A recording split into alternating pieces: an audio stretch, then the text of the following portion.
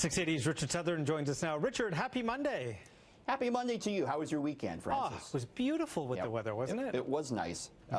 Patio weather almost, but now we got the rain coming. So that's why you're inside today. You're seeking cover. Got to keep the hair dry. But let's talk about this. The Canada's oldest retailer under fire. So on Friday, there was the abrupt resignation of the Hudsons Bay CEO. And now some are wondering if HBC might be headed down the same path as Sears. Yeah, you know, the turmoil in the retail sector just picking up steam, it seems. So indeed, on Friday, Gerald Storch, the CEO of Hudsons Bay, announced his abrupt retirement, and this comes amid a lot of pressure from a U.S. activist investor. That's a company that takes a stake in another public company and pushes for change. Land and Buildings, they're called, out of the U.S. They've taken a stake in HBC. They want to see the company unlock the value of its real estate. They argue the stores are worth more sold than they are to continue to operate them as retail outlets. I just got off the phone with Det Levitzwich, professor of marketing at the Schulich School of Business. You know, the elephant in the room is Amazon. And even though Amazon isn't as strong yet in Canada as it is in the U.S., we already see the impact of their investment. So I think this is just part of a larger structural decline that generally retailing is in, that is based still on the brick and mortar model. Do you think HBC is going down the same path as Sears Canada? Do you think Hudsons Bay could be no more? There probably are. There possibly are. It's not a foregone conclusion, but I mean, we see HBC now entering the classic sort of mode of reacting against the decline in retailing, which means their money is shifting elsewhere, largely online. HBC, by the way, sees it itself. The company is seeing most of its growth in sales happening online. It's almost unthinkable, Francis, that Canada's oldest retailer would meet an end like Sears. But, you know, with what's going on in the retail sector, I think anything's possible. The stock at HBC down today, and it's lower by 30% over the past 12 months. And then you have other retailers really experimenting with new technology. Walmart Canada is now letting you scan items before you actually get to the checkout. Yeah, you do the job of the cashier. So this is what it looks like. Walmart rolling out what it calls Scan and Go to more Canadian stores. Shoppers pick up a portable scanner before they hit the aisles. They then scan each item before they put it in their shopping cart. The scanner does provide a running tally of your bill. I like that because you can see exactly how much you'll owe. When you get to the checkout, you just scan your machine and punch in your credit card, and you can basically check out in mere seconds. Francis, Walmart says this hasn't resulted in any job losses, but I'm amazed how companies have shifted traditional jobs to you. Like, you go to the airport, you check in yourself. That used to be someone doing that, right? You go to McDonald's, you punch in your order yourself on the screen. That used to be someone doing that. Now Walmart, you be the cashier. I don't know. This isn't going to go over well with everyone, I don't think.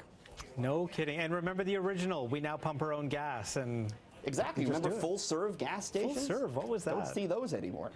So if you have one of these next jobs, you should be asking for a raise right now. You're looking at the jobs where workers could be earning more. Are we on that list? No, we're not, but I'll take a raise if you're offering me one, Francis. If you're a communications manager, you're going to want to go and ask the boss for some more money. The current average salary, just above $76,000, but the current market value, according to Glassdoor, who did this, above $89,000. So you could have a possible 14.8% salary growth. Marketing manager, base salary right now on average 80 grand, but the market value above 94,000.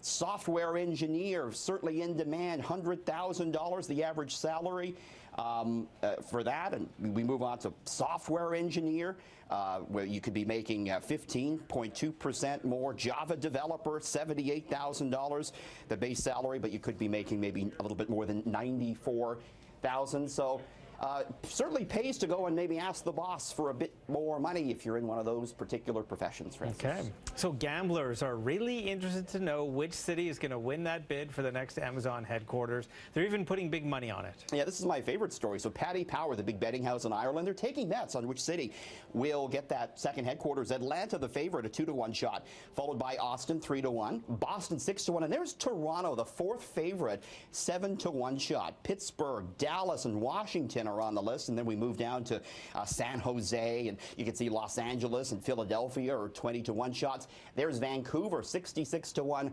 Ottawa, 80-1, and Halifax, the outsider, 100-1 shot. France's Amazon says it's received 238 proposals from cities across Canada, the U.S., and Mexico to build this new headquarters, which will employ 50,000 people. Some cities went to great lengths to stand out. Phoenix, they sent a 200-foot tall cactus to Amazon, and in New York City, they lit the Empire State Building in Amazon's orange color. Oh, geez. That's a lot of advertising they're getting from this. Yeah, Toronto's not offering much in the way of incentives, so we'll see what happens. But there you go, fourth favorite odds here in the Big Smoke. Okay, so a letter written on the Titanic has actually sold for a record price at auction. Yeah, over the weekend, this letter written by an American first-class passenger sold for 210,000 Canadian dollars. Alexander Oscar Holverston, he was a salesman. He wrote this letter to his mother on April 13th, 1912 on Titanic stationery. He describes a gigantic ship. He also mentions seeing millionaire John Jacob Astor sitting on the deck, and he writes, quote, "He looks like any other human being, even though he has millions of money," as he put it. And Halverston also wrote, Francis, that if, quote, "if all goes well, we will arrive in New York Wednesday a.m. The next day, the Titanic sank.